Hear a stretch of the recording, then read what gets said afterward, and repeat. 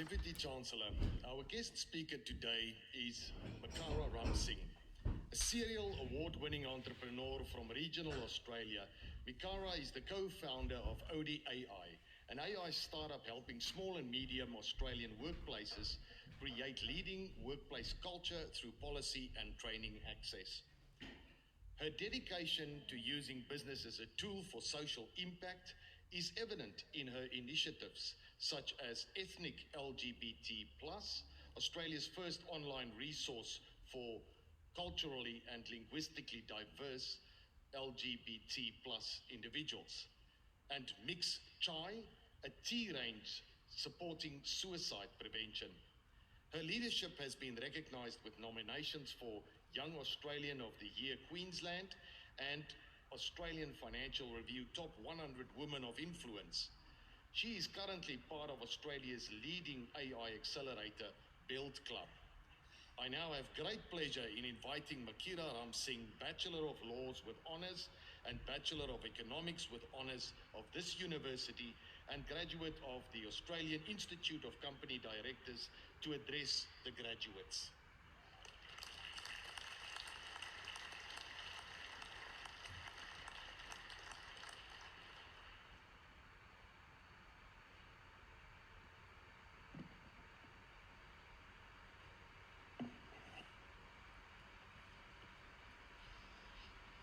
Thank you for that kind introduction, and my respects as well to the Deputy Chancellor, Vice Chancellor, distinguished guests, parents, friends, family, the valedictorian, and of course, the graduating class from UQ Business, Economics and Law Faculty of 2024. Firstly, a huge congratulations to you all. The hours, dedication, group assignments, late nights, to the joy, passion and fun I hope you found in your studies, in these beautiful facilities, and in the people around you. My congratulations to all the friends and families of the graduating class. It really takes a village that enables you to be here. I'm honored to be able to address you today.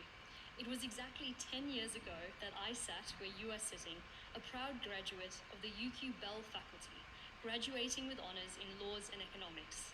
At the time, I thought my only two options with my degrees was to become a lawyer or an economist. And in fact, I only really knew about the law pathway because of how structured and competitive it was from clerkships to graduating. Yet I found myself starting my first graduate job at Australia's leading economic advisory firm, Deloitte Access Economics in Sydney.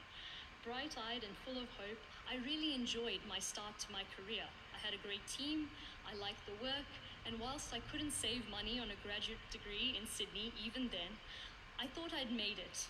So you can imagine my parents' and friends' surprise when 10 months in, I quit. And here's the reason why. My childhood was spent in an apartheid South Africa. When I was 10, I learnt about how my nana, which is Hindi for grandfather, was using his business as a tool for social impact, how he donated office space so marginalized children could have a place of learning, how he used his profits to set up scholarships and opened up halls and schools, as a firm believer that education was the most powerful tool to break cycles of inequality, particularly what we faced as non-whites in an apartheid government. This was my understanding of business, as a tool for structural and social change. It was also in this moment that I knew this is what I wanted to do in my life. 15 years ago, at the start of my degree, my nana passed away. At his funeral, there were over 1,000 people in attendance. Now, my Indian family is big, but it's not that big. And it was here that I learned that of those in attendance were the people that he helped provide scholarships to. They were now doctors, lawyers, business people, entrepreneurs, much like yourself, flying in from all over the world because this person, my nana, Mr. Sri Kisundurga, believed in them in a moment in time. And I saw the power that business could have in transforming communities. Now, coming back to why I quit all those years ago, it's because I knew that I was never going to make that same impact that I wanted to make in the world in my current path. And like how my nana believed in all those people he gave scholarships to, I too needed to believe in myself in that moment and to give myself permission to pursue that dream. And I knew it would only get harder the older I got and the more entrenched I got in thinking in such a linear pathway. So I wrote my resignation letter and I quit.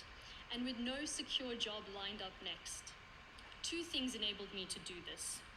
One, realizing that if my baseline, if it all went really bad, was that I could land a very prestigious and career-driven path with my very valuable law and economics degree from UQ that just gave me access to that, then honestly, I should be able to dream the biggest dreams. Because if that was my baseline, the sky was honestly the limit. I was empowered to do that. But two, it was the realization that my degrees weren't just good for being a lawyer or an economist. In fact, if I dug a level deeper, the skills I learned in these degrees, from writing contracts, understanding legal rules, economic trends, cost and benefit analysis, and more so, the skills that comes from working with your peers in these challenging environments, well, it opened up a whole new sector of the economy to me. I felt like I really could do anything. And the most important thing from getting these degrees was actually the people I was learning alongside from. I didn't have to do it alone. I could turn to the super intelligent, super motivated cohort that I was just graduating with, and I did. After successfully exiting from 6 businesses and working on my dream of using tech for impact globally, I did that a lot with UQ alumni. This is the true power of your degrees today. Now, I'm not going to lie, probably the hardest part about the first few lies after quitting was my mindset. I really felt like I was wasting my degrees, all the years of study and support that my now wife had given me, my parents, to my family. The key tool that I would love to share with you today, and if it is the one thing you take away from my story today, it is the thing that got me through these hardest moments when my mindset was not enabling me to dream bigger, and that was the tool of visualization. So, graduating class of 2024, I do have one final assignment for you due Friday if you would indulge me. I encourage you, before the week is out, to take a moment to yourself, get a piece of paper, and I'd like you to write your name in that middle of the piece of the paper. And then I'd like you to put all around the borders the things that matter most to you. These might be values like kindness, courage, integrity. They might be your partner's name. They might be your parents' name. They might be your pet's name. I'd love you to fill that border all along with what matters to you.